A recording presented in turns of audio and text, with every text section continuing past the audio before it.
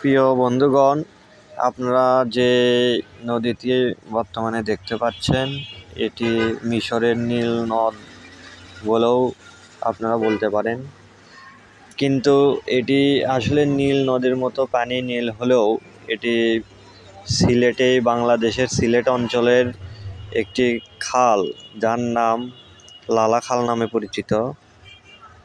এটি অনেক মনোমুগ্ধকর একটি জায়গা ও নীল এবং সাদা পানি প্রকৃতির ঐকিক নিয়মে দেখেন, এখানে কোনোটি কারোর সঙ্গে একত্রিত না, আলাদা আলাদাভাবে তারা অবস্থান করছে, কোনোটি কারোর সাথে মিশে নেই।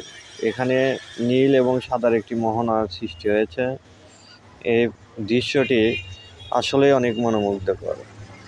আপনারা যারা দেখেননি তারা অতি তাড়াতাড়ি এটা দেখবেন, সামনাসামনি এর সৌন্দর্য উপভোগ করবেন। প্রকৃতি আসলেই অনেক সৌন্দর্য। মহান সৃষ্টিকর্তার প্রতি আমরা সকলেই কৃতজ্ঞতা, তিনি আমাদের জন্য এত কিছু সৃষ্টি করে রাখছেন।